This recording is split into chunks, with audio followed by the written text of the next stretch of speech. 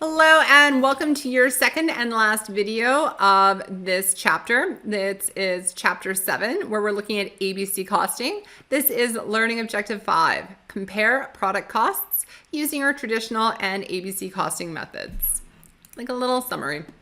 So most companies do not use ABC costing for external purposes. The major one being that it doesn't conform to GAAP. So they'd have to like have these systems and then transfer them over. So these are not used for external reporting for these purposes.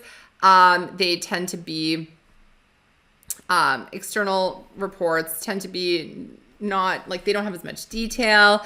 So for those reasons, ABC tends not to be used for external reporting, but companies may have converters within their systems, depending on how large the corporation is, how much resources they have. I don't want to say allocated, but how much resources they, towards their accounting systems. Plus, because of the subjectivity of all of this, auditors don't tend to like it. Plus, we're allocating period costs. That's why it's not GAAP.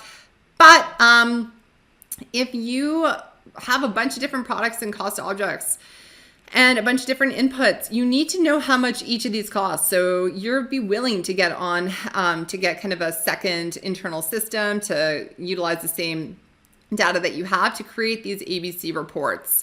So it really just depends on what your company's needs are and what type of internal decision making that you need. But even within all of that, there are limitations.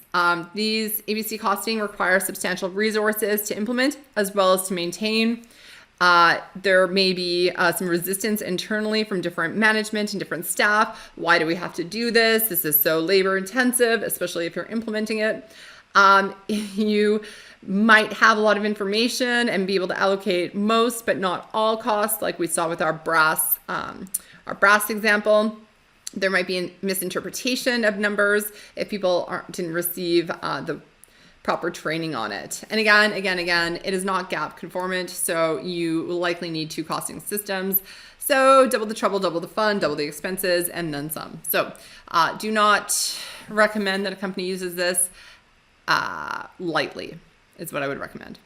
All right, let's compare and contrast. We have activity-based costing and traditional costing. So both have cost pools, but in ABC, there's a lot of them.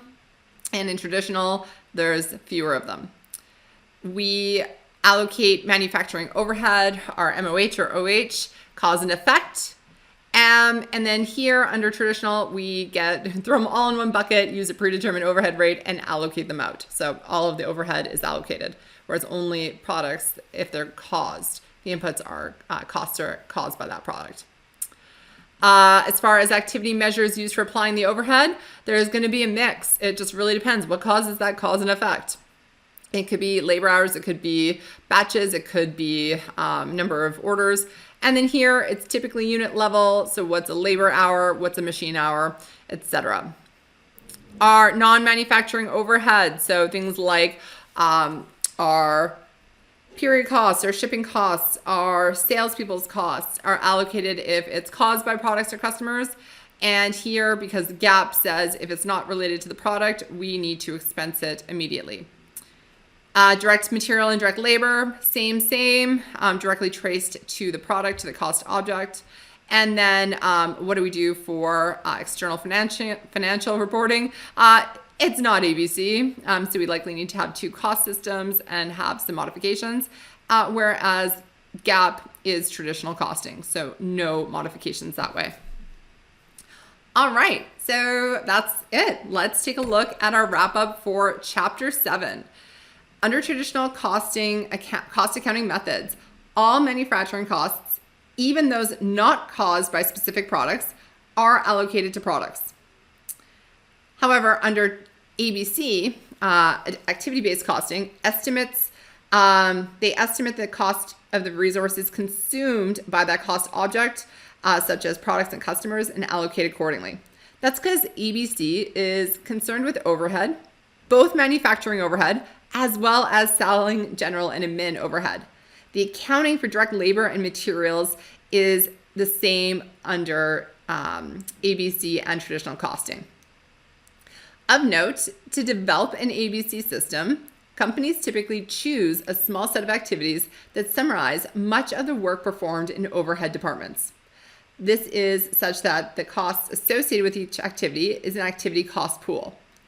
An activity rate is then computed for each cost pool by dividing the costs assigned to the cost pool by the measure of the activity for that cost pool. Then, in the second stage allocation, we use activity rates to apply costs to cost objects such as products and customers. That was that last part of our examples in the previous video. All right, so that's it for me, that's it for you. At this point, you are well through basically half of the course. And yeah, keep up the great work. Eye on the prize, focus on completing, the next few weeks, bit by bit by bit. Those of you who have your test right next Thursday, good luck. Please do watch out for the news posts because we'll have some information up there. Otherwise, we'll be in touch. Have a good one.